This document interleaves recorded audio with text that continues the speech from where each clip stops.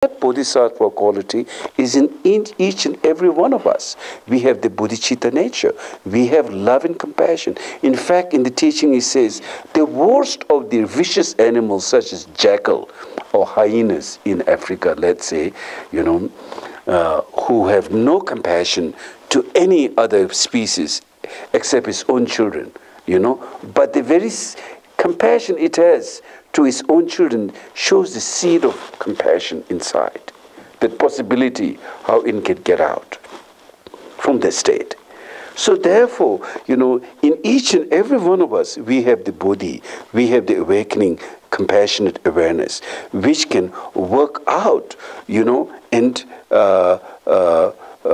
reach in every kind of lifestyle, in every kind of situation. So the wisdom has no limitation. Wisdom can work in every situation, wisdom and compassion, but our ego neurotic mind cannot work in every situation. In fact, the more the egos clashes, the more problem is there. So there is a saying, the meditator is saying, Mangpo chikto tabgyurte in Tibetan. Too much conflict. Even two is a challenge. Therefore, I remain silent like the maiden's bangle. Maidens have one bangle, Not, like in India, there are many bangles, but in the West, let's say, one bangle, I don't know, but, is, if there is one bangle, it doesn't make any clacking sound. You're just quiet. So if there is two bangles, it makes sound. So in any kind of situation, the possibility to work compassionately is there for us right at that moment, and there's no excuse to that. It's just that we need to build up. We need to build up. It can be, like we say, kitchen sink relationship. It can be a relationship with your car. It can be a relationship with your thoughts. It can be a relationship with your family, parents, your friends, whoever it is. Always the opportunity is right there for us to make it an enlightened, harmonious society or a very challenging, uncomfortable, neurotic situation. It's always there for us. And the way you make it, the way you will experience. If you create the heaven, you will get the heaven back. If you create the hell, you will experience the hell back. So, cause and effect, cause and conditions are like that.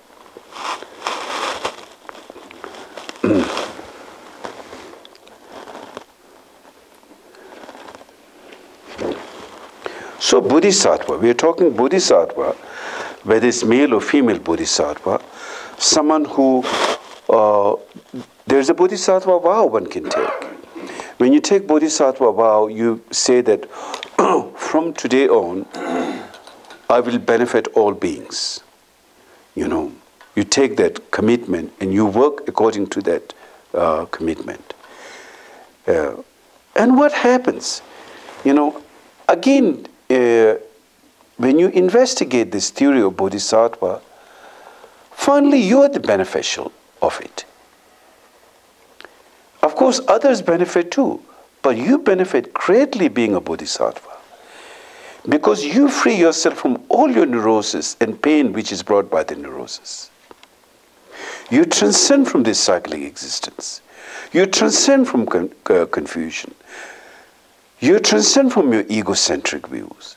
So you are the final great recipient of that. But it's the power of the outreaching others which is able to bring all this benefit. So therefore, to be bodhisattva is the wise thing to do, compared to being self-centered, just seeking for one's own accomplishment and not thinking of others. There's a big downfall in that. When you think of others, include all being into that, there's tremendous benefit in that. So, the thought of compassion, the act of compassion is benefit you more than others in some way. It's true, you benefit others, but it benefits you deeply.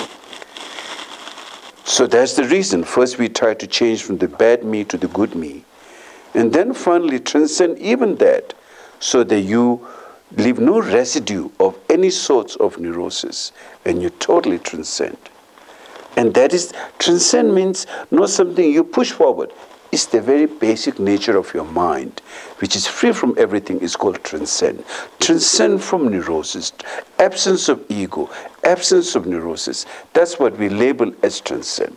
That's what it meant, transcend. Doesn't mean you're going to be, beam me up, Scotty, something like the spacecraft will come and take you up, or something like suck you out of something. No, yes, it's the same thing. You'll be doing the same thing, but your whole awareness is shifted. So bodhisattva, bodhicitta mind is the healer of everything, in fact. All our mental pain comes from where? Being selfish.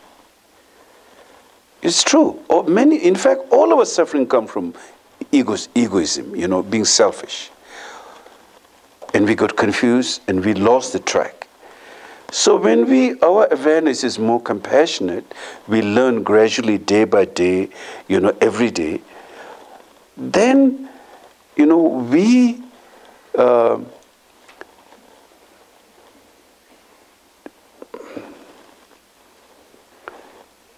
then on the Buddhist, day by day, when we learn that, at some point, every thought, every action, everything you think about is always connected with something to help others, something to benefit, And of course, it looks like benefit, but at the same time, you are being freed of all your defilements. Now, if I talk about defilements, there's two kinds of defilements. One is the gross defilement and one is subtle defilement. The gross defilement is the notion of self and gross anger, gross attachment, gross jealousy, envy, hatred, so forth, everything. That's the gross defilement. The gross defilement is something a practitioner on the path tries to shed and purify and be free from that. That is called the first stage. There's 10 bhumis and 5 paths. 10 stages. 10 bhumi means 10 stages of bodhisattva and 5 paths. First 5 path is called the path of merit. In order to bring that kind of qualities, first one has to, on the path of merit, one has to have mindfulness. You see, mindfulness is the it's like your guard. It's like the one who stands on the door, not letting a thief inside. So mindfulness of all unwholesome thoughts and act can only be protected by a mindfulness. Without mindfulness, you could be distracted. You could get back to that unwholesome action and thought. You will never know. After a long time, some people get lost for years and years and years. In the meantime, they go through so much pain and suffering. But all one has to do is to have the guard, the mindfulness. And that is on the first out of the 5 paths. It's called the path of merit. Mindfulness is very important. Like keeping always alert, watching your thoughts, how your mind is functioning. If there's a negative comes, instantly you recognize and you stop that. If there's a positive thought arises, and you try to build more onto that. So these are all part of the practice on the 5 path. It's not an enlightened state. It's a gradual, is a gradual state towards enlightened state. Mindfulness of mind, mindfulness of body, mindfulness of feeling, mindfulness of sensation. So these are the 4 kinds of mindfulness that you need to be aware on the path. Whether you do meditation or whether you're working, Because due to many bad karmas in the past, we may get, jealous or competitive in our work or in our family situation, whatever. But the moment those thoughts arises, we should remind ourselves, it is this kind of negative thoughts which has put me down and have made me short-sighted vision and view and stop all my happiness. Therefore, I'm not going to allow that. So mindfulness of mind. In meditation, no matter what kinds of thought arises, you should be mindful that you have not to be distracted to any kinds of thought. So mindfulness comes to every aspect of life on the spiritual path.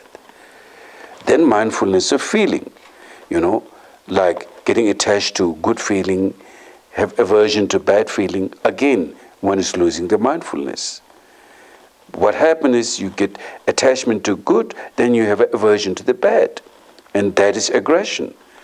Then aggression can bring many other factors with that.